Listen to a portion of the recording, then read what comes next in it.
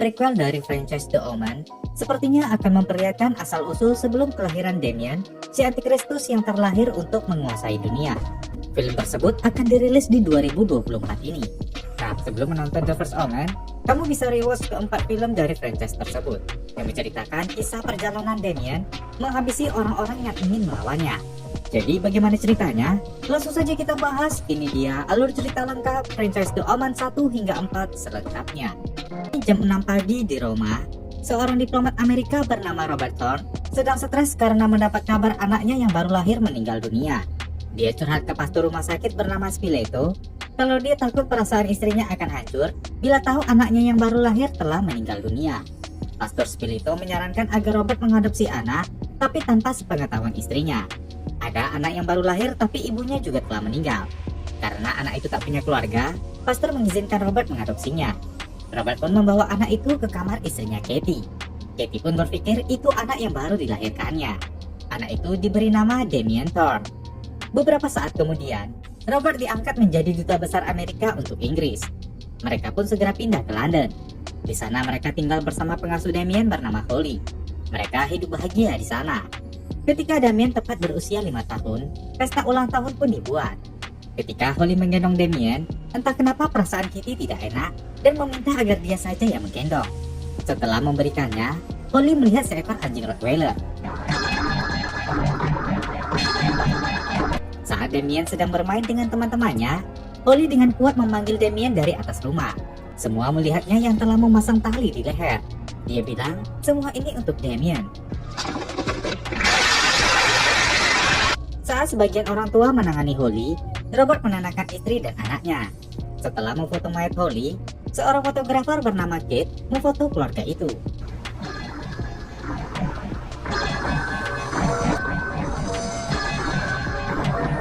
Setelah kejadian itu, berbagai isu tentang Holly yang diduga pemakai dan isu lainnya bermunculan. Saat Robert di kantornya, seorang pastor bernama Brennan dari Roma mendatanginya. Brennan meminta Robert menerima Kristus sebagai juru selamat sekarang juga. Jika Tuhan ada di dalam diri Robert, anak iblis itu bisa dikalahkan. Sekali dia membunuh, dia akan membunuh lagi. Robert mulai merasa terganggu. Namun Brennan tetap meminta Robert mendengarkan perkataannya tadi karena dia ada di rumah sakit saat anak Robert dilahirkan. Robert mulai penasaran dengan tujuan Brennan. Brennan pun mengatakan kalau dia tahu ibu kandung Damien. Robert mulai emosi. Saat Brennan masih mengatakan kalau ibu Damien adalah seekor, penjaga keamanan yang diminta Damien keburu datang dan segera membawa pastor Brennan. Saat Brennan di luar, Kate juga memfotonya. Setelah berada di ruang pencucian foto, Kate melihat ada goresan aneh di belakang foto pastor Brennan. Di rumah, Robert dan Katie kedatangan pengasuh baru bernama Nyonya Bailok. Padahal mereka belum ada meminta pengasuh. Namun melihat sifat Bailok yang baik, mereka pun dengan senang hati menerimanya. Bailok langsung ingin bertemu berdua saja dengan Damien. Mereka pun mengizinkannya. Setelah masuk ke kamar, Bailok melihat Damien dan mengatakan dia akan melindungi Damien. Keesokan harinya, Robert dan Katie bersiap untuk pergi ke pesta pernikahan di gereja. Katie meminta Bailok untuk memakaikan pakaian yang rapi untuk Damien. Namun Bailok bilang, di usia Damien yang masih 5 tahun, ada baiknya dia dibawa ke taman saja daripada ke gereja melihat orang menikah. Katie tidak menerima saran Bailok dan tetap menyuruhnya memakaikan pakaian Damien. Dalam perjalanan, Damien melihat gereja yang mereka tuju. Terlihat raut wajahnya seperti ketakutan. Katie mencoba menenangkannya. Setelah sampai, Robert segera membuka pintu mobil.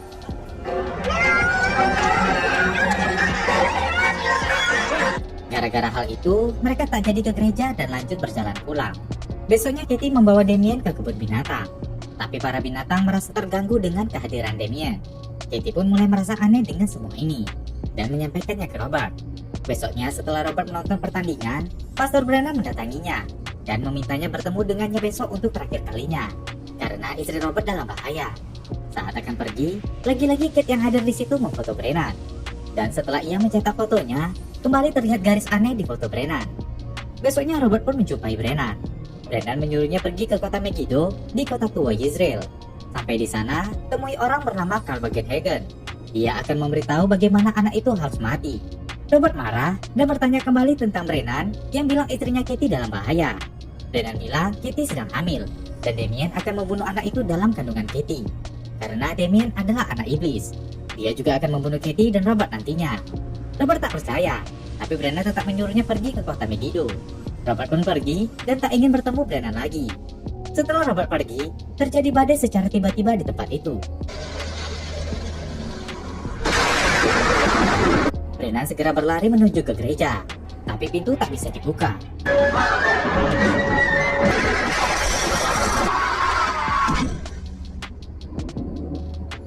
Besoknya Kitty mulai merasa terganggu dengan sifat Damien.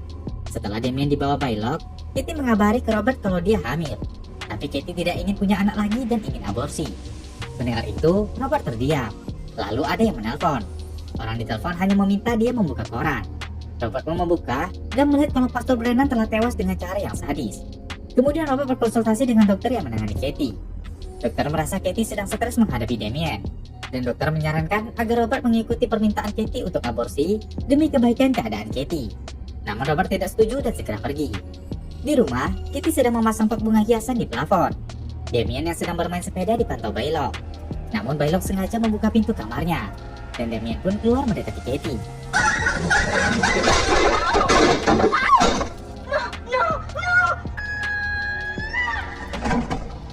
Kitty mengalami geger otak, tulang retak dan pendarahan dalam.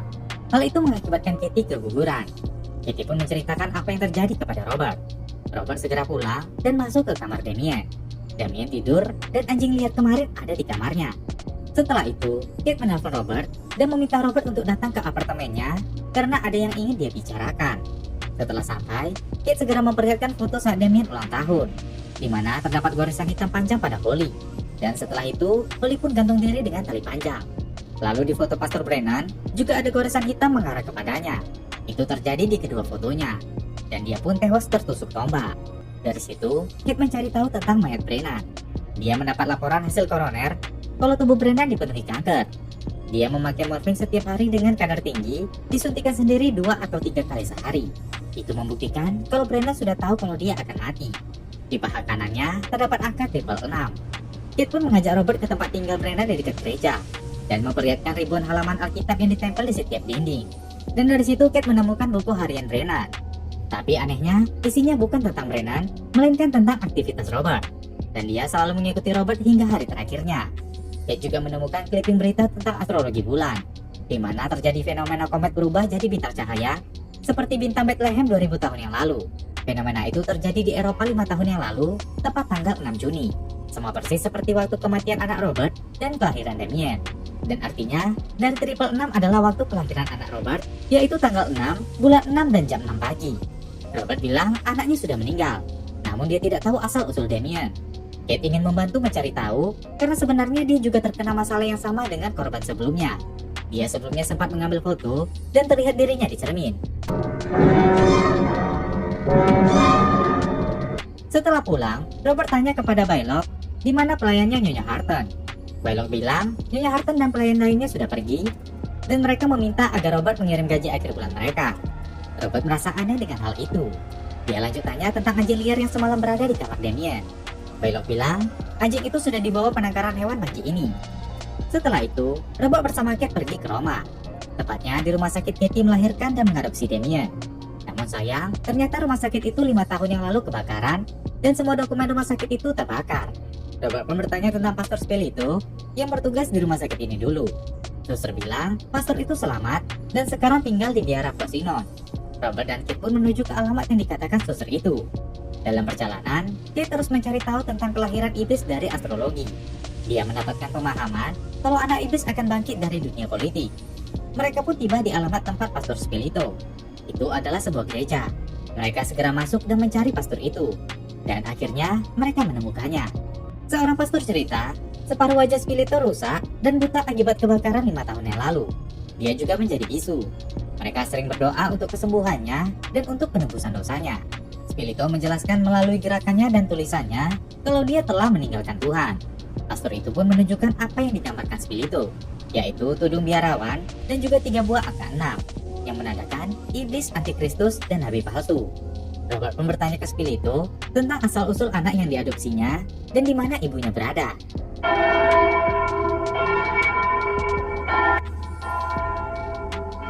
Spilito pun menuliskan kata servet. Pastor bilang itu maksudnya adalah Serveteri, sebuah makam tua dari zaman Etruska. Itu ada di peta sekitar 50 km utara Roma. Robert dan Kate pun segera menuju ke sana.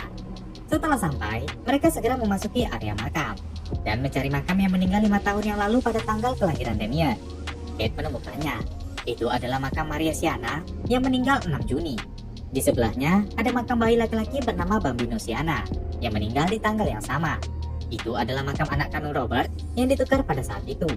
Robert tidak tahu kenapa mereka dikubur di tempat menyeramkan seperti ini. Mereka pun membuka makam Maria.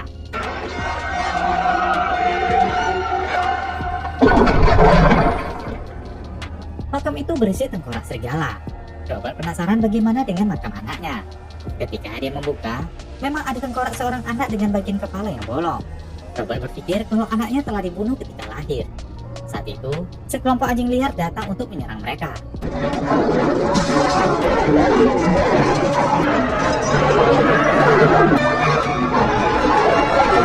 Walau terluka, mereka akhirnya terlepas dari serangan para anjing itu.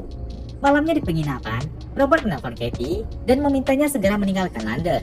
Bawahannya Tom akan ke rumah sakit dan membawa Katie ke Roma. Katie yang khawatir pun setuju saja dengan permintaan suaminya. Setelah mengakhiri panggilan, Katie bersiap untuk mengganti baju. Namun saat itu, Bailok yang datang.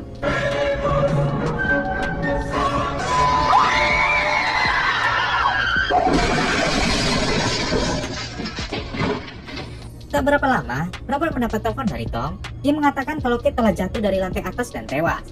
Robert sangat hancur mendengarnya. Paginya Kate datang menemui Robert. Dia telah mencari tahu tentang kota Megiddo yang dikatakan Pastor Brennan sebelumnya. Kota itu berarti Armageddon atau akhir dari dunia. Itu berada di bawah tanah sekitar 60 mil selatan Yerusalem. Di sana sedang ada penggalian. Robert ingat, Pastor Brennan memintanya bertemu dengan Carl Buckenhagen agar memberitahu cara Damien mati. Robert sekarang ingin balas dendam atas kematian istrinya. Mereka pun segera menuju ke Yerusalem. Mereka diantarkan ke tempat Carl si arkeolog. Dia menjelaskan kota itu disebut Israel atau Megiddo, tempat kekristenan dimulai. Robert bilang Pastor Brennan yang memintanya ke sini dan beliau sudah meninggal. Carl meminta agar Kate meninggalkan Robert karena ada tugas yang harus Robert kerjakan. Setelah Kate pergi, Carl menjelaskan kalau Damien harus dibunuh di gereja. Dia memberikan 7 belati khusus untuk membunuhnya. Robert pun bertanya tentang bukti kalau Damien memang anak iblis. Carl bilang Damien memiliki tanda lahir 3 buah angka 6. Namun Robert tidak pernah melihat tanda itu di tubuh Damien. Carl bilang jika tidak ada di tubuhnya, berarti ada di bawah rambutnya. Dia meminta Robert memotong rambut Damien. Dan untuk pengasuh bernama Bailok adalah seorang pembelot. Setelah itu Robert dan Kate akan pergi. Robert merasa tidak sanggup membunuh seorang anak. Kate bilang Damien adalah iblis. Robert membuang belati itu. Kate bilang kalau Robert tidak sanggup, dia yang akan membunuhnya. Kate pun mencari belati itu.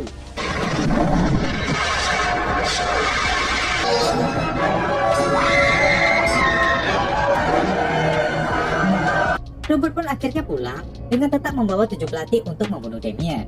Setibanya di rumah, Robert mendengar suara anjing liar yang berada di rumahnya. Anjing itu terus mengikuti arah Robert. Robert bersembunyi darinya.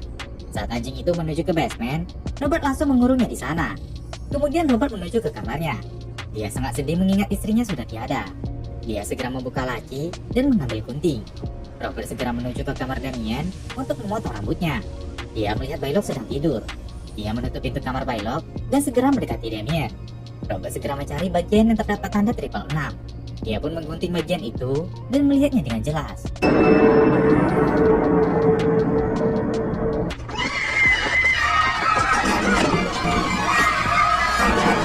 Bailok yang menyerang Robert meminta Damien untuk segera berlari. Damien bersembunyi di balik kursi. Robert menendang Bailok dan segera menangkap Damien. Saat membawanya, Damien menarik lampu gantung sehingga membuat mereka terjatuh dari tangga. Robert tidak berhenti dan tetap akan membawa Damien. Bailok kembali datang dan menyerangnya. Mereka pun saling ingin membunuh.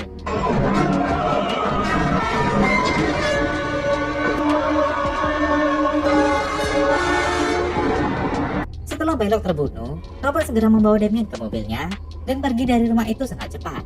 Polisi yang melihat itu segera mengejarnya. Robert menuju ke gereja tua. Setelah sampai, dia segera membawa Damien menuju ke altar untuk membunuhnya. Dia mengarahkan belati ke arah Damien. Namun, polisi keburu datang.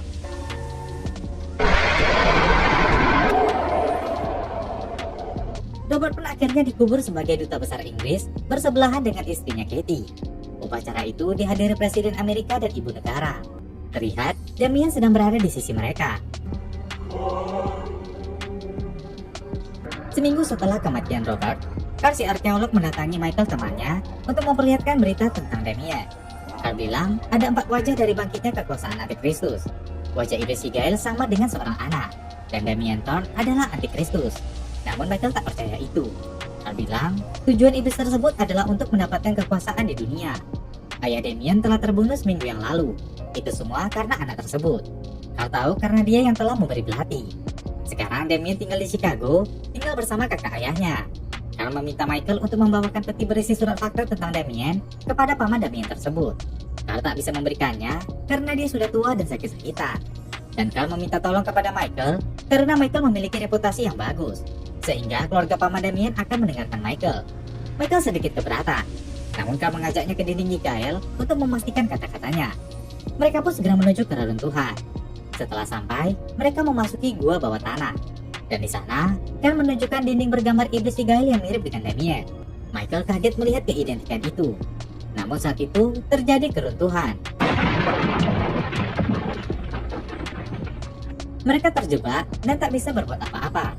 Carl yakin Antikristus mengamati mereka.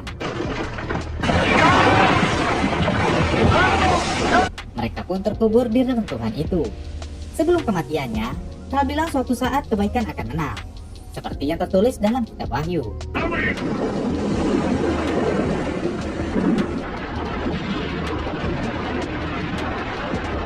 Tujuh tahun kemudian, kita berpindah ke Chicago di rumah paman Damien.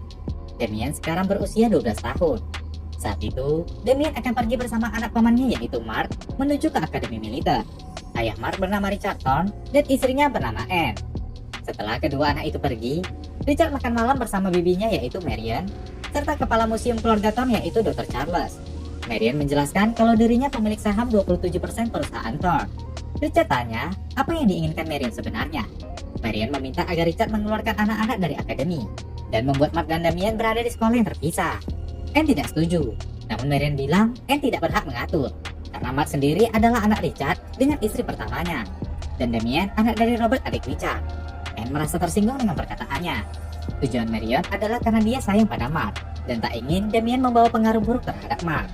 Richard mulai kesal, namun Marion kembali mengingatkan kalau Robert berusaha untuk membunuh Damien. Richard bilang Robert sudah gila, jadi tak perlu membahas itu. Marion mengancam jika mereka tak memisahkan Mark dengan Damien, dia berjanji akan menyumbangkan 27% sahamnya, sehingga Richard dan keluarganya kehilangan harta dari Marion. Marion pun pergi ke kamarnya. Setelah itu, mereka diajak Charles untuk melihat gambar-gambar yang telah diambilnya di Israel. Charles di sana bersama Joan Hart temannya yang seorang jurnalis. Joan juga menulis biografi Carl, arkeolog yang bekerja di daerah itu beberapa tahun yang lalu. Joan sendiri ingin ke Chicago untuk mewawancarai Richard tentang pameran penggalian arkeologi. Tengah malam, seekor burung gagak masuk ke kamar Marion. Marion yang ketakutan tiba-tiba merasakan sakit di perutnya. Paginya Anne menggedor pintu kamar Marion. Namun Marion tak menjawab dan dia segera masuk. Anne terkejut melihat Marion telah tewas di bawah tempat tidur. Richard yang sedang di tempat kerjanya mendapat telepon dari Anne yang mengatakan Marion telah meninggal karena serangan jantung. Richard pun segera pulang. Di akademi, seorang murid bernama Teddy menceritakan ke temannya kalau ayahnya satu tim sepak bola dengan ayah Damien yang menjadi gelandang belakang. Damien tidak suka Teddy bicara tentang ayahnya. Dia pun masuk untuk diinterview. Mark tidak suka Teddy menyinggung Damien. Dia pun memukulnya. Di dalam, Damien diinterview oleh Sersan Daniel. Setelah selesai diinterview, Damien keluar dan melihat Teddy menyerang Mark. Dia menegur Teddy dan menatapnya dengan tajam.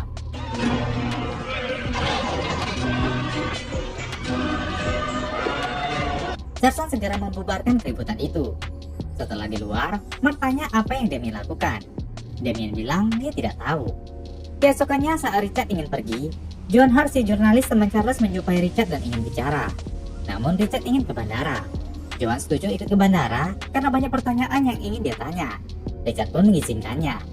Dalam perjalanan, Joan langsung bilang, arkeolog Carl yang dulunya pengusir setan, kerangkanya ditemukan di penggalian Hazor dekat di Tinggi Gael. Dia telah tewas 7 tahun yang lalu. Dan sebelumnya, adik Richard yaitu Robert menemui Carl untuk meminta bantuan. Joan tahu itu semua karena Kate fotografer adalah bawahan Joan yang meninggal setelah bekerja sama dengan Robert. Kate tewas dengan kepala terpenggal di sana. Richard yang tidak mau membahas masalah itu segera menyuruh Joan keluar dari mobilnya.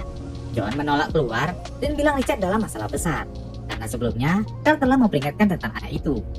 Di Museum Thorn, Charles menjelaskan kepada Anne tentang dinding Yigael. Kabarnya, Yigael adalah seorang biarawan yang dulunya seorang pengusir setan yang hidup di sekitar abad ke-13.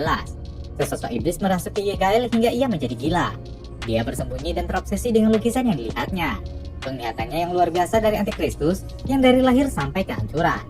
Saat itu, Joan datang dan menyapa Charles. Joan pun bilang kalau dia telah mewawancarai Richard, namun tidak mendapat jawaban yang Joan inginkan. Saat itu, Charles sedang ditelepon Richard dan segera pergi. Joan pun bertanya tentang Damien kepada Anne. Charles kembali dan bilang ke Anne kalau Richard melarang memberi jawaban apapun kepada Joan. Joan bilang mereka semua dalam bahaya. Joan pun kemudian pergi. Joan ternyata menuju ke Akademi Militer Damien. Joan bertanya ke seorang pelatih yang mana Damien. Pria itu pun menunjukkan. Joan yang kaget melihat wajah Damien segera pergi. Itu karena Joan telah melihat wajah Damien di dinding Yigael. Dia pulang sambil terus berdoa. Namun di pertengahan jalan, bannya bocor.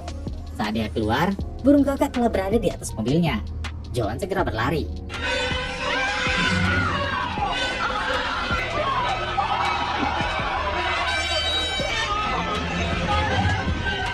Setelah diserang burung gagak, Joan mencoba merangkak untuk meminta tumpangan pada truk kontainer yang lewat. Beberapa waktu kemudian, Mark sedang berulang tahun yang ke-13. Manajer senior Thorn Industry bernama Bill sangat senang mendengar kalau Paul si manajer yang sekarang ini menunda proyek pembebasan lahannya. Paul bilang ini demi kebaikan perusahaan. Namun Paul tidak tahu kenapa Bill senang dengan itu. Bill tidak menjawab hal itu dan pergi. Paul mendatangi Damien. Paul bilang dia yang telah mengirim Sersan Daniel untuk mengawasi Damien di akademi. Paul juga menyuruh Damien untuk berkunjung ke pabrik Thorn yang suatu saat mungkin saja menjadi milik Damien. Paul juga membahas tentang Bill kepada Damien dan meminta Damien untuk mengenali jati dirinya. Setelah itu, keluarga Thorn bersama para kerabatnya sedang bermain hoki.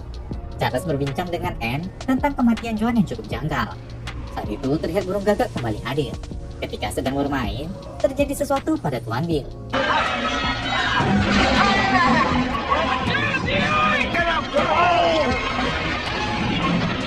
Para pemain berusaha menyelamatkan Bill yang terjebak di dalam es. Richard berusaha menyelamatkannya, namun nasib berkata lain.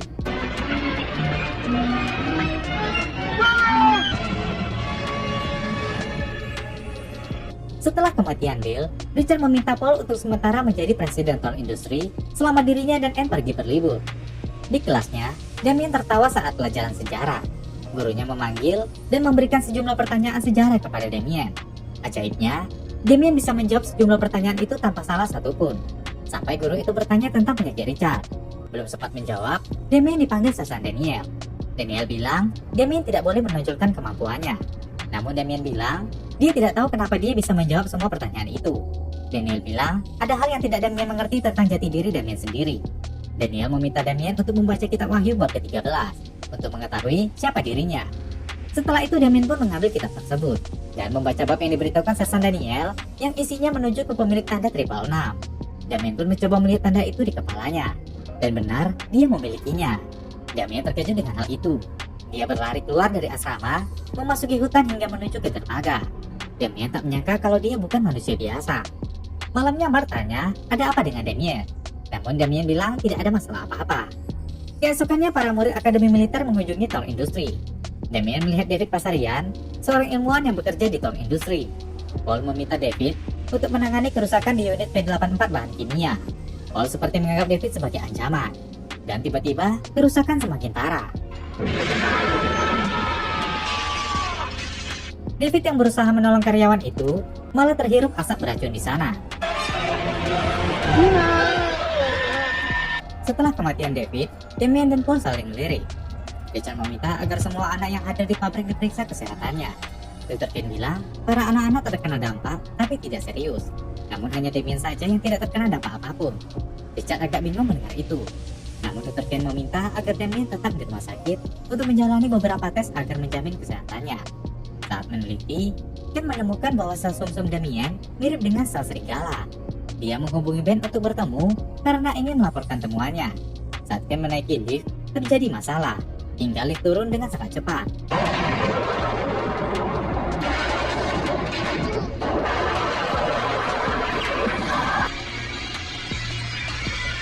Richard dan Anne tak menyangka Dr. Kane meninggal setelah bertemu mereka. Dengan itu, mereka juga tidak tahu hasil tes yang dilakukan Dr. Kane. Richard bilang, sebelumnya Dr. Kane bilang kalau Damien tidak terkena dampak dari gas beracun. Struktur sel di tubuhnya berbeda. Di Museum Thor, Charles segera ingin melihat kotak milik arkeolog Carl yang telah ditemukan. Dia melihat 7 belati suci, serta surat dari Carl yang menyatakan kalau Damien adalah antikristus. Charles yang kaget melihat itu segera menyimpan kembali barang-barang tersebut dan segera pergi dari museum menuju ke rumah Richard. Setelah sampai, Damien yang membukakan pintu. Charles bilang dia ingin bertemu Richard. Dia segera masuk dan menutup semua pintu agar pembicaraannya dengan Richard tidak didengar. Charles langsung mengatakan kalau dia telah membuka kotak yang dikirim dari Israel milik arkeolog Carl. Dia bilang sebelumnya Carl telah memberi belati kepada Robert. Dan 7 tahun lalu, Carl juga menulis surat untuk Richard. Namun belum sempat surat itu dikirim, Carl tewas di tembok Igael. Mark menguping pembicaraan mereka dari atas. Charles memberikan surat itu kepada Richard. Dia mengatakan, menurut Carl, Damien adalah anak iblis, binatang buas yang dinubuatkan dalam kitab Wahyu. Dia dilahirkan dari seekor serigala. Richard tidak percaya dengan mengatakan adiknya gila hingga meminta bantuan Carl. Namun Charles bilang, 5 kematian aneh terjadi saat Damien bersama Robert dulu. Dan sekarang juga sudah beberapa kematian aneh terjadi. Carl bukan orang yang sembarangan bicara. Dindingnya Gael besok juga akan tiba di New York. Namun Richard tetap tidak percaya. Charles terpaksa pergi dari sana. Di kamar, Mark pun membaca kitab yang menjelaskan tentang hal itu. Sedangkan Richard membaca surat dari Carl tentang Damien. Besok paginya, Richard memberitahu istrinya surat tentang Damien itu. Anne tidak percaya dengan hal itu. Namun Richard ingin ke New York untuk melihat dinding Gael yang dikirim. Anne melarang Richard untuk pergi karena ini tidak masuk akal. Anne sangat sayang kepada Damien dan Mark walau mereka bukan anaknya. Richard pun membatalkan keberangkatannya. Dia mengajak Anne untuk keluar mencari anak-anak. Di luar, terlihat Mark menghindar dari Damien. Damien memanggilnya dan mendatanginya. Mark bilang dia tahu siapa Damien sebenarnya. Dia sudah mendengar pembicaraan Charles tentang Damien yang merupakan iblis atau binatang buas. Ayah Damien juga berusaha untuk membunuh Damien. Mark pergi, namun Damien bilang kalau dia sayang dengan Mark seperti kakaknya sendiri. Mark tidak mau dianggap saudara oleh binatang buas yang telah membunuh orang tuanya. Damien bilang mereka bukan orang tuanya, karena dia anak adopsi. Mark malah bilang Damien adalah anak serigala. Damien pun akhirnya membenarkan kata-kata Mark. Damien sudah mengetahui jati dirinya, namun dia tetap ingin agar Mark ikut dengannya. Mark menolaknya dan ingin pergi. Dan ini yang dilakukan Damien.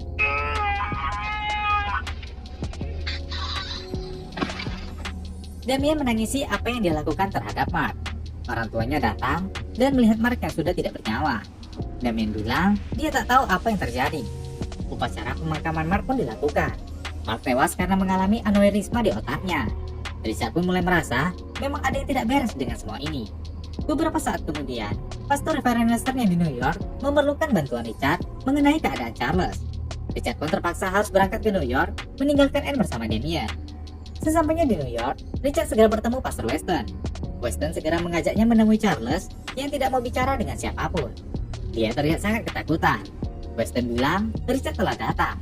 Charles membuka pintu dan menarik Richard masuk ke ruangannya. Charles bilang dia telah melihat dinding Gael dan semua tentang Damien itu benar. Richard meminta Charles menemaninya melihat tembok itu. Dengan takut-takut, Charles pun terpaksa menemani Richard menuju ke stasiun kereta tempat tembok Gael disimpan di dalam pengangkut kargo. Charles tak ingin masuk. Richard segera membuka kargo itu dan mencari temboknya. Richard melihat tembok itu. Tiba-tiba, kereta berjalan ke arah kargo mereka.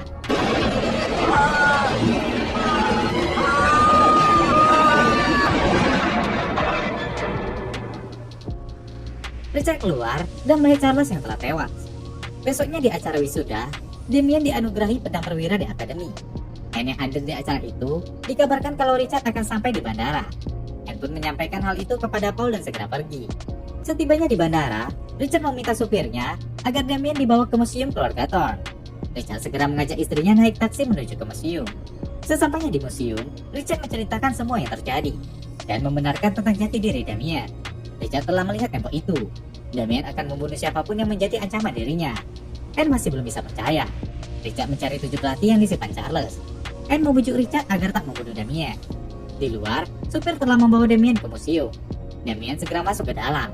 Saat mendekat ke kantor museum, Damien mendengar pembicaraan Richard dengan Anne. Richard meminta agar Anne tak menghalanginya. Anne pun membuka laci itu.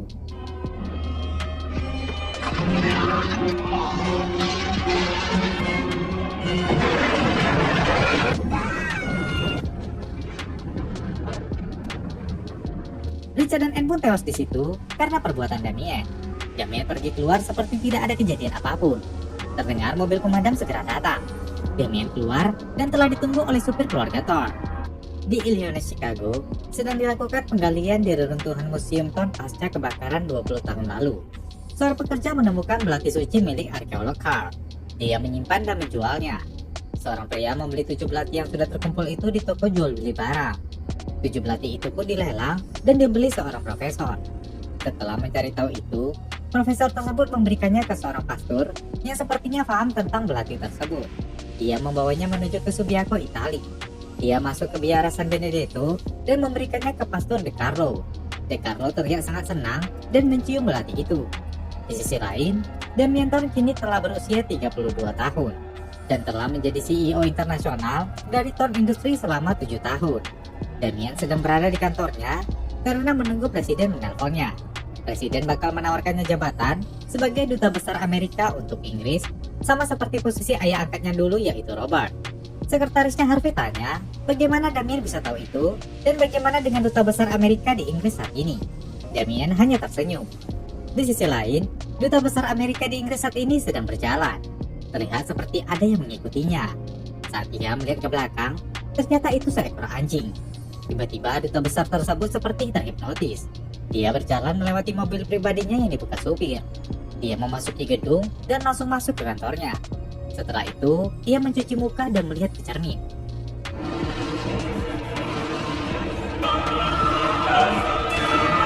Setelah itu, duta besar tersebut menelpon kantor wartawan dan mengatakan kalau dia ingin konferensi pers jam 3. Sebelum jam 3 pas, duta besar tersebut memasang jebakan dari dalam pintu kantornya dengan menggunakan pita kaset dan beberapa benda.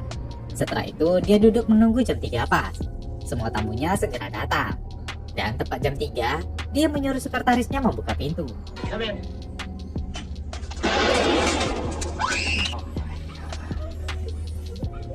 Setelah kematian duta besar Amerika di Inggris, Damien pun diminta presiden sebagai duta besar Amerika untuk Inggris yang baru. Di Italia, Pastor De Carlo yang menerima belati sebelumnya berdoa. Mereka bersyukur Pastor Spelito mengungkapkan identitas dari Antikristus di bumi. Dan misi mereka saat ini, menyelamatkan dunia dari Damien Thorn, agar menjamin keamanan dari kedatangan kedua kalinya Kristus. Dia meminta berkat agar 7 belati tersebut dapat menghancurkan pangeran ke-8. Lalu De Carlo membagikan belati tersebut ke 6 imam lainnya. De Carlo menjelaskan ini adalah misi penting bagi mereka. Di sisi lain, Damien menghadiri acara Dewan Pemuda PBB di Inggris. Seorang jurnalis bernama Kate melirik Damien. Harvey bilang Damien baru berusia 32 tahun dan telah menjadi duta besar Amerika saat ini. Harvey pun memperkenalkan istrinya Barbara yang bekerja di stasiun TV Inggris yang saat itu sedang hamil. Setelah itu, dia memperkenalkan Kate kepada Damien. Harvey bilang Kate mempunyai acara berita mingguan sendiri yang disebut The World in Focus. Kate sangat ingin mewawancarai Damien tentang pandangannya terhadap para pemuda. Anak Kate yang berusia 12 tahun sering membicarakan ide-ide yang dikeluarkan Damien. Mereka pun mengatur waktu untuk bertemu di hari Minggu. Di hari Minggu, Kate bersama anaknya Peter bertemu dengan Damien bersama anjingnya di taman. Kate cerita, suaminya meninggal setelah Peter lahir. Saat sedang berjalan di keramaian, Paulo yang sudah di Inggris melihat Damien. Tim 7 pendeta ternyata sudah berada di Inggris. Paulo bilang, tadi Damien sedang berada dengan seorang jurnalis wanita. De Carlo bilang, mereka harus menyerang Damien di waktu dia lengah. Kali ini Benito yang akan mengikutinya. Benito pun mengintai dalam acara wawancara Damien. Namun ada yang melihatnya. Benito mengaku salah masuk studio dan pergi. Namun Benito malah naik ke atas studio untuk menyerang Damien. Harvey melihat ada yang bergerak di atas. Benito mengeluarkan belatinya dan bersiap menyerang.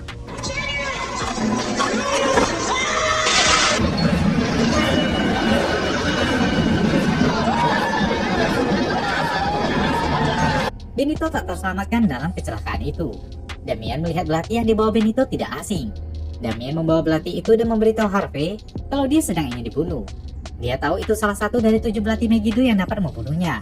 Harvey yang sudah tahu kisah Damien bertanya, di mana 6 belati lainnya? Yang Damien tahu, terakhir kali itu terkubur saat kebakaran di Museum Thorn. Damien meminta Harvey untuk menghubungi Paul agar segera ke Chicago. Di markas para pendeta, mereka sudah tahu kalau Benito meninggal sebelum membunuh Damien. De Carlo bilang prioritas mereka sekarang adalah mencari di mana lokasi anak suci dilahirkan. Dia ingin mengajak Simeon dan Antonio untuk menemukan tempat kelahiran itu. Malamnya setelah memasuki ruangannya, Damien berdoa ke penguasa kegelapan untuk memberkatinya menyelamatkan dunia dari kedatangan kedua kalinya Yesus Kristus. Terlihat dalam ruangan itu ada patung Yesus dalam posisi terbalik. Damien terus mengagungkan bapaknya yang sang penguasa kegelapan. Dia juga mengatakan rasa sakit Yesus yang disalib tidak ada apa-apanya dibanding penderitaan bapaknya yang diusir dari surga sebagai malaikat yang dikucilkan. Damien menekan mahkota duri di kepala Yesus dan setelah itu dia pun pergi. De Carlo dengan kedua imamnya mendatangi observatorium dan menyaksikan dari sana 3 bintang di konstelasi Cassiopeia bertemu membentuk bintang Bethlehem kedua yang menandakan kedatangan kedua kalinya Yesus.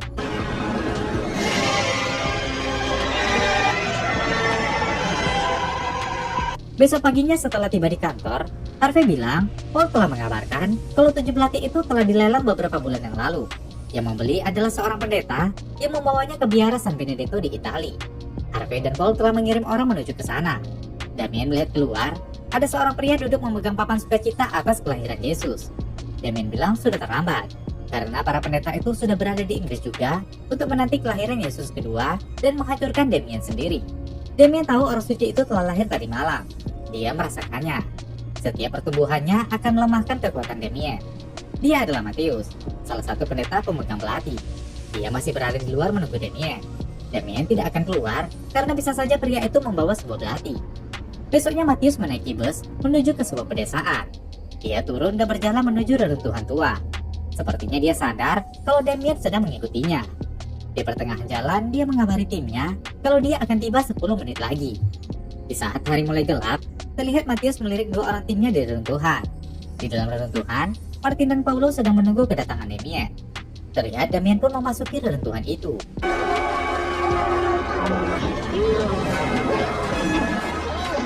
Setelah habis menikam, mereka membuka jas yang menutup wajah Damien.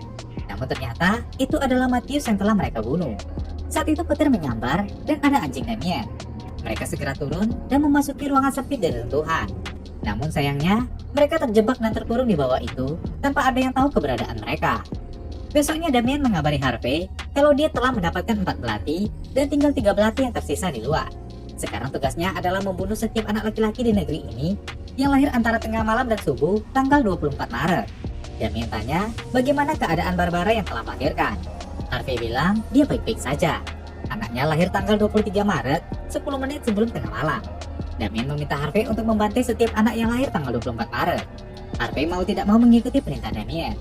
Setelah itu Kate mengizinkan Peter untuk ikut dalam perburuan rubah bersama Damien. Terlihat dari kejauhan, Pastor Antonio memantau mereka. Mereka menunggangi kuda bersama kawanan anjing segera berburu. Antonio memantau dan bersiap menembak rubah.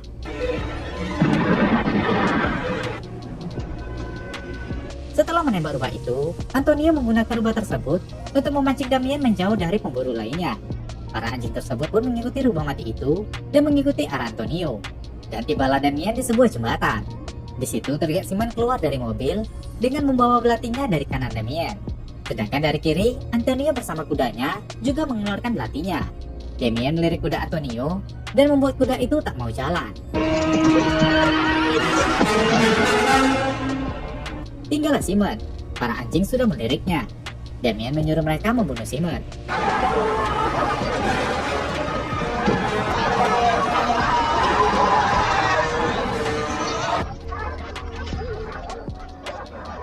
Tak berapa lama Damien pun kembali dengan disambut Peter. Peter tanya apakah Damien mendapatkan rubahnya. Dia meminta Damien mengoleskan darah itu ke wajahnya. Damien pun mengoleskan darah Simon ke wajah Peter. Malam itu Damien menuju ke sebuah tambang dengan helikopter. Setelah turun, dia menjumpai sekelompok sekte setan yang dipimpinnya yang disebut Disciples of the Watch. Dia memerintahkan pengikutnya untuk membunuh setiap anak yang lahir tanggal 24 Maret agar dia dapat memerintah di era baru ini selamanya. Damien menjanjikan ketakjuban dalam kekerajaan yang akan dia pimpin di dunia. Mereka pun mematuhi perintah Damien tersebut. Besok paginya Barbara ingin membawa anaknya berbelanja dengan tetangganya Carol yang memiliki anak yang lahir di hari yang sama dengan anak Barbara. Setelah mereka pergi, Harvey menghubungi rekan sektenya untuk membunuh anak Carol.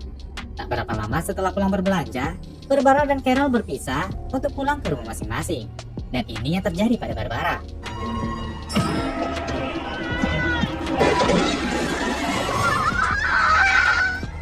Di sisi lain, seorang anak dibaptis pendeta dari sekte setan.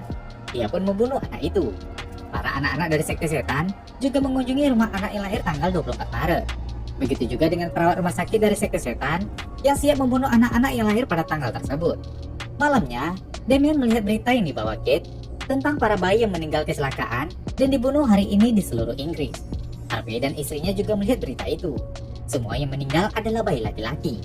Pastor DeCarlo juga melihatnya dan segera keluar. Di sisi lain, setelah selesai menyiar berita, Kate menuju ke rumahnya. Setelah sampai di depan pintu, Pastor DeCarlo mendatanginya. Dia memperkenalkan diri dan meminta bicara sekarang juga. Merasa ini serius, Kate pun mengizinkannya masuk. DeCarlo pun menjelaskan tentang pembunuhan bayi ini berkaitan dengan kelahiran kedua Yesus ke bumi di tanggal 24 Maret. DeCarlo juga memberikan bukti hari kelahiran semua bayi yang meninggal. Dan yang melakukannya adalah seorang anak setan antikristus, yaitu Damien Thorn. Kate tidak percaya karena dia mengenal Damien. DeCarlo bilang, dia sudah mengamati Damien selama 27 tahun, sejak Robert ayahnya datang ke biara mereka untuk meminta bantuan. Dari atas, terlihat ada yang mendengar percakapan mereka. DeCarlo meminta Kate untuk memakai logika untuk menyiarkan berita tentang fakta ini. Dan kalau Kate sudah yakin, DeCarlo meminta Kate menghubunginya. Dia pun memberikan alamatnya. Kate tanya, bagaimana ia bisa mempercayai kalau Damien memang seorang antikristus. DeCarlo bilang, ada satu bukti yang tertulis di kitab Wahyu.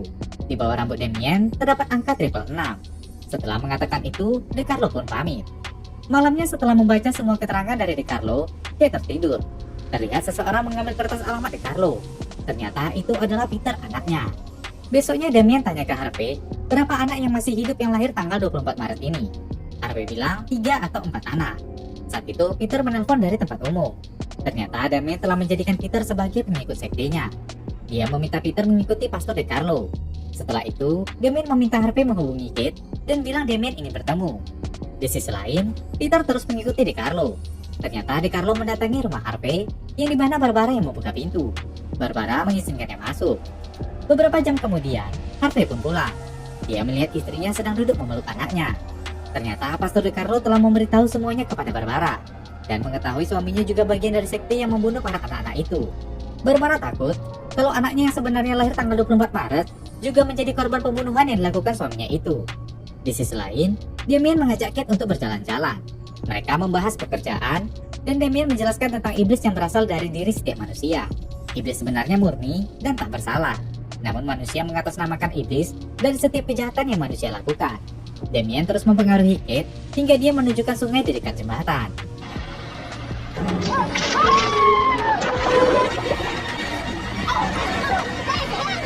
Kate meminta tolong. Damien pun berpura-pura baik dengan menolong Kate. Setelah itu, Damien membawa Kate ke rumahnya dan memberikan pakaian untuknya. Kate berterima kasih karena sudah ditolong Damien, dan mereka pun melakukan hubungan intim. Namun Damien melakukannya dengan kasar. Setelah bangun, Kate melihat Damien sudah tidak ada. Dia membuka pintu dan mencari Damien. Dia menuju ke lantai atas dan melihat Damien di sebuah kamar berbaring di bawah tanpa pakaian. Kate mendekatinya dan mengelus kepalanya. Terlihat tanda lahir 666 di kepalanya. Kate sadar apa yang dikatakan DeCarlo adalah benar. Saat dia pergi, Damien terbangun. Besoknya saat Harvey datang ke kantor, Damien langsung bertanya apa yang DeCarlo lakukan di rumah Harvey. Damien memanggil Peter. Peter memberitahu, semalam jam setengah 3 sore, pendeta DeCarlo mendatangi rumah Harvey dan menghabiskan waktu 1 jam 22 menit untuk bicara dengan istri Harvey. Damien langsung menyuruh Harvey untuk membunuh anaknya. Dari data, hanya tinggal satu anak laki-laki yang lahir tanggal 24 Maret, dan itu adalah anak Harvey. Harvey keberatan. Damien bilang, Harvey harus merelakan anaknya demi Damien. Harvey menolak dan pergi dari kantor. Di rumah, Barbara sedang menyetrika baju, sedangkan anaknya berada di boxnya. Barbara melihat anjing dan segera mengusirnya.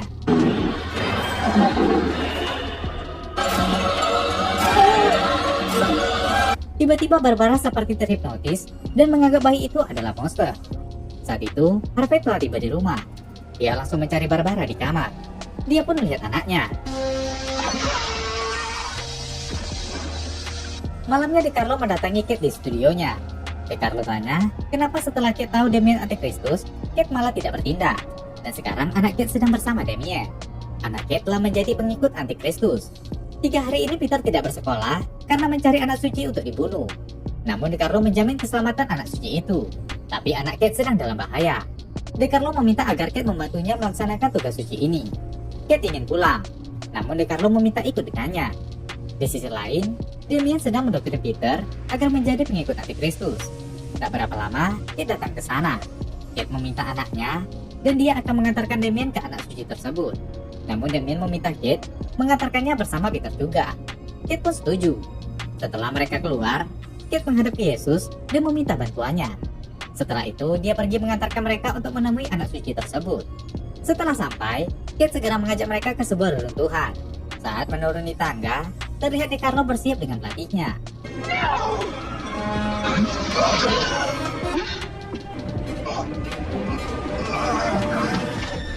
Setelah menjatuhkan DeCarlo, Damien segera mencari anak suci yang dipanggilnya Nazarene itu.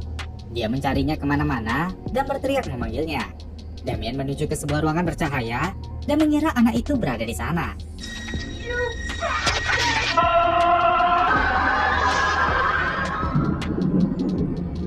Setelah belati dicabut, Damien tetap berjalan walau dengan keadaan lemah. Dia mendengar suara tangisan bayi. Dan saat itu, cahaya dari atas langit menunjukkan bayangan Kristus di atas altar. Kata-kata terakhir Damien kepada Yesus adalah, "Kau tidak memenangkan apapun." Dan setelah itu, Damien pun tewas. Paginya, Kate terlihat berdoa di atas altar yang terdapat mayat Damien. Terlihat Pastor DeCarlo menggendong Peter yang sepertinya sudah tidak bernyawa. Kate mendatanginya dan membawa anaknya. Mereka pun pergi dari reruntuhan tua itu. Beberapa tahun kemudian, kita berfokus di Virginia, di sebuah gereja panti Saint Francis. Seorang suster bernama Yvonne sedang berbicara dengan Nyonya Karen York yang ingin mengadopsi anak. Setelah mematikan telepon, suster kepala terlihat berbicara serius tentang anak perempuan yang akan diadopsi itu.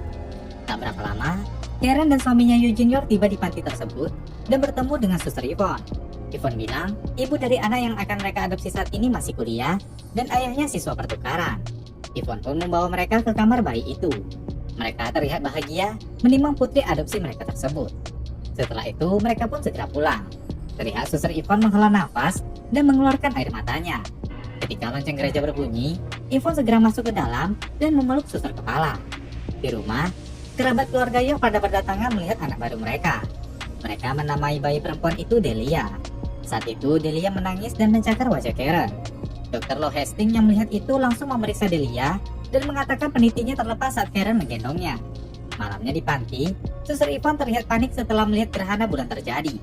Dia menyalahkan suster kepala karena bukannya membunuh, suster kepala malah memberikan anak itu kepada orang. Namun suster kepala enggan menjadi pendosa karena membunuh seorang anak. Suster Yvonne yang merasa bersalah berdoa kepada Tuhan. Melihat suster kepala tewas karena hal ini, suster Yvonne melepaskan kerudungnya dan berlari menuju ke gereja.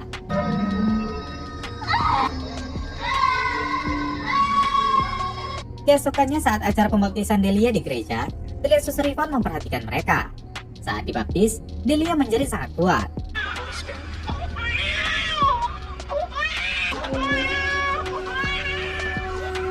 Setelah keluarga York pergi, pastor yang membaptis tadi merasakan hal aneh, di mana terlihat bayangan yang lewat di atas. Dadanya terasa sesak.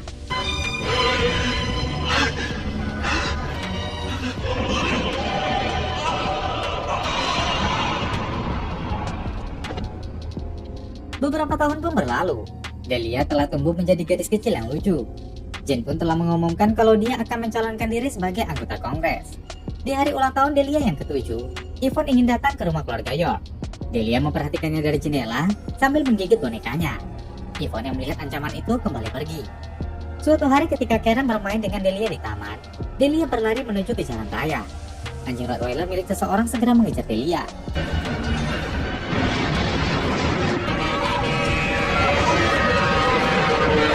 Anjing yang bernama Raider itu pun berhasil menyelamatkan Delia. Atas izin pemiliknya, Raider pun diadopsi oleh Karen. Karena terlihat anjing itu setia kepada Delia. Ketika Delia berusia 8 tahun, Jerome teman kelasnya yang usil mengambil dan membuang bekal Delia. Delia mengambil tempat bekalnya lalu memukul Jerome. Akibat hal itu, orang tua Jerome pun menyalahkan orang tua Delia dan mengatakan Delia punya sisi psikopat. Setelah orang tua Jerome pergi, Eugene bertanya ke Delia tentang itu. Delia bilang, Jerome memang sering menjahilinya duluan. Eugene pun meminta agar Delia menjauhi Jerome, karena keluarga mereka tidak baik. Besoknya, Delia bukannya menjauhi Jerome, melainkan dia membalas dengan mengambil arlojinya.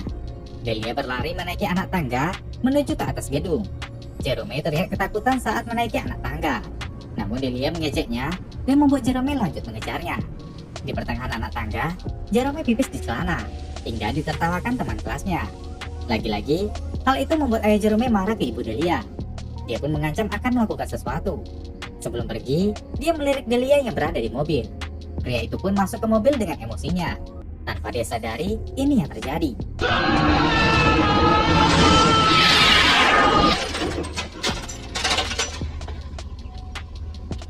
Beberapa waktu kemudian, Delia dan teman-temannya akan melakukan perlombaan kuda. Delia terlihat kurang mau berbaur dengan teman seusianya. Para orang tua murid menonton acara itu. Saat Delia dipanggil guru untuk menaiki kuda, kuda itu terlihat ketakutan seperti tak ingin dinaiki Delia. Namun setelah ditenangi penjaga, Delia pun naik, namun kuda itu kembali meronta.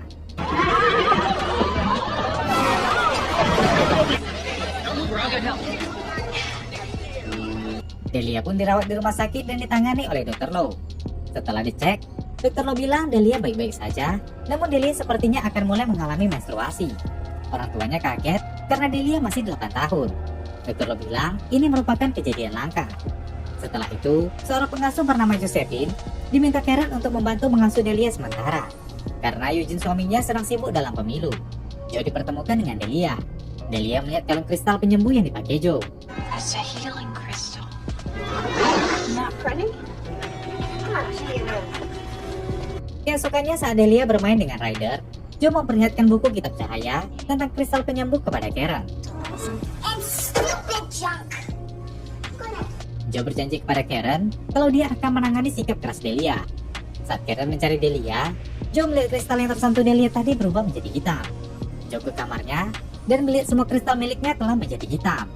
Merasa ada yang aneh, Joe meminta rekannya Noah untuk datang. Saat berbicara di mobil, Noah merasakan tenggorokannya sesak berada di sini, serta telapak tangannya berkeringat. Saat itu, Delia memperhatikan mereka yang berada di mobil. Noah melihat kalau aura Delia sangat buruk. Dia meminta agar Joe membawa Delia ke pameran Noah nantinya. Setelah itu, Joe pun keluar dari mobil. Dan saat Noah keluar, dia hampir menabrak mobil Karen yang datang. Noah pun lanjut pergi dari sana, dan Karen masuk ke rumahnya. Ketika mandi, Joe melihat gambar salib terbalik di cermin. Joe pun memberitahu itu kepada Karen. Namun Karen tak begitu menanggapinya. Karen tidak mau berpikir yang bukan-bukan. Joe meminta izin kepada Karen untuk mengurus Delia dan membawanya menghadiri pameran psikis. Joe menjelaskan hal itu bertujuan positif untuk Delia. Setelah dipujuk, Karen pun akhirnya mengizinkan. Pada hari pameran, Joe pun membawa Delia berkeliling. Beberapa peramal dan cenayang di sana merasakan aura buruk dengan kedatangan Delia. Joe segera menjumpai Noah dan mengajak Delia berfoto dengannya. Namun Delia menolak dan terlihat marah. Tapi Noah telah sempat memfotonya. Rekan mereka melihat Delia tak punya aura, bahkan itu terlihat seperti infeksi penyakit yang menyebar ke Josephine. Saat itu angin bertiup kencang.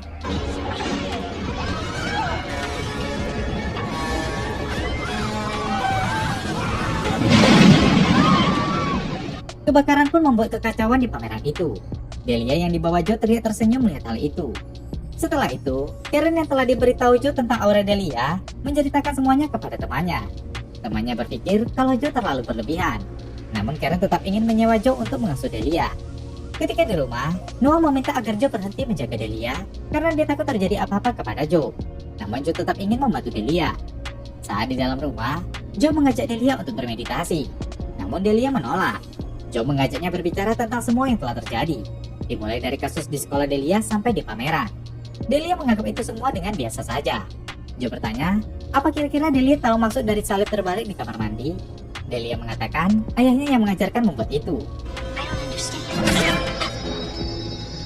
Saat Joe keluar, anjingnya menyala, dan Joe lanjut menuju ke kamarnya sambil diikuti Delia. Joe berteriak memanggil Karen dari jendela.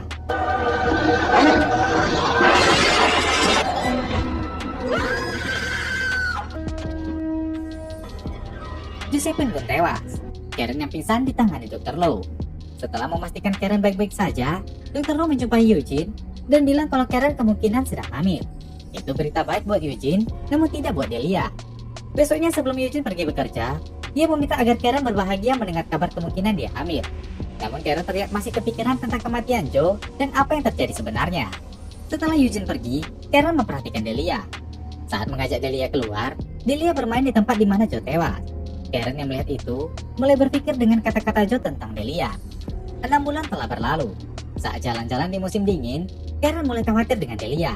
Dia takut kalau Delia tidak suka dengan kehamilannya. Karen merasa Delia tidak seperti anak-anak pada umumnya. Eugene berusaha menenangkan Karen dan bilang kalau itu semua hanya pikiran Karen saja. Karen bilang setelah kematian Joe, dia melihat buku kristal penyembuh milik Joe yang telah Joe garis bawahi di beberapa bagian. Dan itu mereferensi ke bagian-bagian Alkitab. Karen juga telah melihat foto Delia dengan Joe di pameran psikis. Ditambah Delia juga tak pernah sakit dari kecil. Eugene tetap meminta Karen tenang karena semua masalah mereka akan dihadapi bersama. Keesokannya, diam-diam Karen pergi ke sebuah gereja untuk bertemu Pastor James Madsen. Karen menunjukkan kitab kristal penyembuhan milik Joe kepada pastor. Pastor James mengajaknya masuk. Karen memperlihatkan beberapa bagian yang digarisbawahi Joe, dan ternyata itu menjuru ke antikristus. Siangnya di rumah, 2 orang dari gereja mendatangi rumah Karen untuk memberikan buku tentang agama. Delia yang mengambilnya segera merobeknya dan mengusir mereka. Karen yang baru pulang melihat itu. Mereka cerita kalau anak Karen terlalu kasar sampai merobek buku mereka. Saat masuk, Karen memarahi Delia dan memintanya masuk ke kamar. Sorenya ketika Eugene telah pulang, Karen telah menceritakan semuanya. Delia bilang orang-orang tadi membuatnya takut karena Delia dikatakan anak yang berdosa. Karen bilang Delia berbohong. Eugene malah membela Delia dengan mengatakan terkadang orang-orang seperti itu memang suka membuat anak-anak takut, termasuk Eugene ketika masih kecil. Delia segera memeluk ayahnya sambil menatap Karen. Kemudian, usia kandungan Karen telah 8 bulan. Karen mendatangi panti gereja tempat dia mengadopsi Delia. Dia bertanya kepada seorang ibu kepala tentang Suster Yvonne. Suster itu bilang, Yvonne telah kembali ke kehidupan duniawi. Setelah itu, Karen menjumpai seorang detektif bernama Earl Knight untuk mencari tahu orang tua kandung Delia. Dia memperlihatkan foto Delia dan juga Suster Yvonne yang telah memberikan Delia kecil kepada mereka. Karen pun menceritakan hal-hal buruk yang terjadi semenjak mereka mengadopsi Delia. Si detektif pun mendatangi panti tersebut. Namun Suster tetap tidak bisa memberikan info tentang orang tua Delia. Saat itu, ada 2 orang badut yang datang ke panti. Suster tersebut meninggalkan Tuan Knight sebentar. Ternyata, Knight lah yang memesan 2 badut itu untuk mengecoh para suster. Knight pun memanfaatkan hal itu untuk memfoto file-file yang sekiranya penting. Sepulangnya Karen ke rumah, Delia segera memasuki kamar orang tuanya. Dia memeriksa tas ibunya dan mengambil kartu nama detektif Earl Knight. Di sisi lain, detektif Knight terus mencari tahu ke lingkungan kumuh dan juga sebuah tempat pemakaman. Setelah mencari tahu ke sana sini, akhirnya ada seorang penjaga bar yang pernah melihat Yvonne. Yang dia tahu, mantan suster itu bersama Germo yang bernama Misa Ruski. Malamnya, detektif pun menjumpai Misa dan bertanya tentang Yvonne. Misa bilang, Yvonne mengganti namanya menjadi Felicity. Sekarang dia memiliki aliran sesat di Carolina Utara. Setelah membayar Germo itu, detektif Knight segera pergi. Paginya detektif Knight bertemu dengan Karen dan membahas orang tua Delia yang menurut gereja mereka adalah pasangan remaja yang masih kuliah. Namun itu tidak benar. Nama pasangan yang tertulis itu sudah meninggal tahun 1930-an. Jadi terlalu jauh jaraknya jika mereka disebut orang tua Delia. Detektif juga memberitahu tentang Suster Yvonne yang telah menjadi pelacur, lalu kini mengganti nama menjadi Felicity dan membentuk aliran sesat di Carolina Utara. Noah teman Josephine juga telah menghilang setelah kematian Joe. Malamnya, Delia yang bermimpi buruk meminta tidur dengan orang tuanya. Saat tengah malam, Karen terkejut melihat Delia memegang perutnya. Karena terkejut, perut Delia menjadi sakit. Malam itu juga Karen dilarikan ke rumah sakit. Di sana, Karen bilang ke dokter kalau Delia ingin membunuh bayinya. Setelah diperiksa, keadaan bayi Karen baik-baik saja dan dia akan melahirkan. Dokter Lo bilang ke Eugene kalau dia telah mengirimi seorang wanita untuk merawat Delia. Tak berapa lama, Karen pun melahirkan seorang bayi laki-laki. Di sisi lain, detektif Knight telah tiba di Carolina Utara dan langsung mendatangi tempat perkumpulan aliran yang dipimpin Yvonne alias Felicity. Setelah berkhotbah, Felicity memasuki kotak kaca berisi beberapa ular derik berbisa. Dia mengambilnya dan memanggil para pengikutnya. Mereka meminta berbagai hal dari kesembuhan, kesuksesan, dan sebagainya. Saat itu, detektif Knight berdiri dan memperlihatkan foto Felicity muda saat memberi bayi Delia kepada Karen.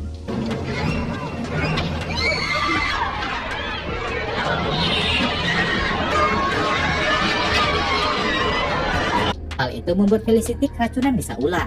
Detektif Knight juga tergigit, namun gejala yang dialaminya cukup ringan dan akan segera sembuh. Setelah itu, detektif meminta dokter mengantarkannya ke kamar Felicity yang cukup parah. Felicity hanya bilang, anak itu adalah binatang antikristus yang telah bangkit. Setelah itu, detektif pun segera pergi. Terlihat jendela di ruangan Felicity terbuka.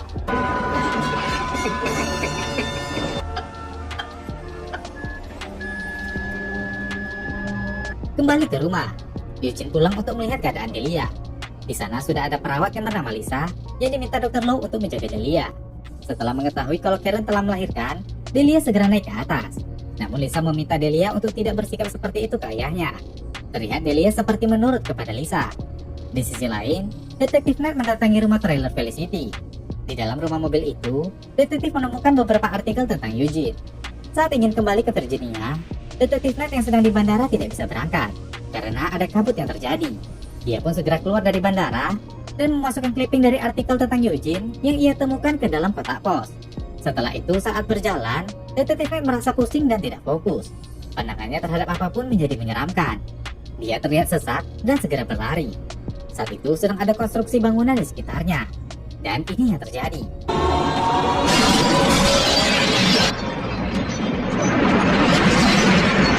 Di sisi lain, Karen dan Jane membawa pulang bayi mereka yang diberi nama Alexander.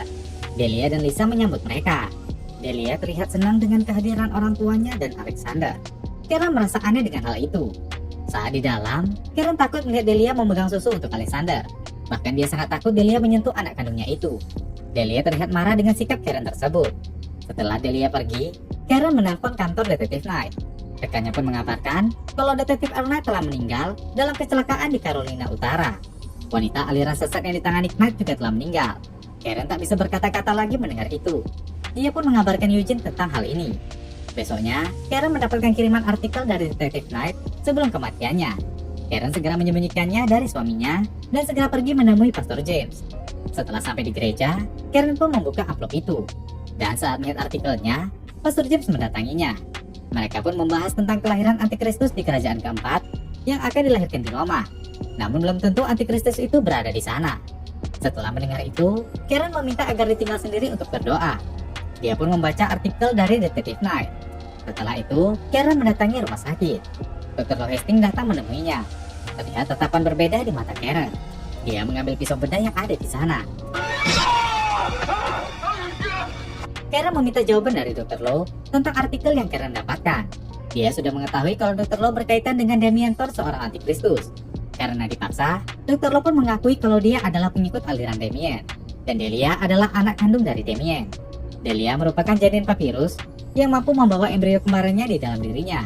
Dan faktanya, Alexander adalah kembaran Delia yang dimasukkan ke perut Karen. Fakta ini diketahui Dr. Low saat Delia jatuh dari kuda. Dan saat Karen pingsan melihat kematian Josephine, Dr. Low memindahkan embrio itu ke Karen. Lalu Karen tanya, apakah Eugene terlibat dengan hal ini? Low bilang tidak, tapi mereka membutuhkannya untuk menjadi tokoh politik penting.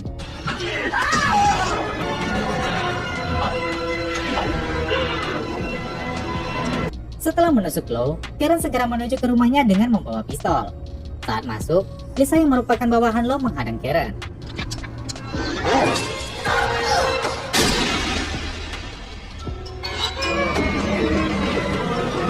Setelah menembak Lisa, Karen menuju ke kamar Delia. Dia melihat Delia sedang menggendong Alexander. Karen melihat bayinya dan melihat 3 angka 6 di telapak tangannya. Sambil menangis, Karen pun mengarahkan pistolnya ke anaknya. Namun terlihat Karen telah terpengaruhi. Karen akhirnya pun dimakamkan. Terlihat Eugene memandangi makam istrinya bersama kedua anaknya. Setelah itu, mereka pun pergi dari pemakaman tersebut. Dan cerita berakhir di sini, guys. Nah, itu tadi alur cerita The Omen 1 hingga 4 selengkapnya. Sebuah franchise horor yang menceritakan tentang kelahiran Antikristus bernama Damien. Nah, sebenarnya masih ada misteri yang belum terungkap, yaitu asal-usul kelahiran Damien.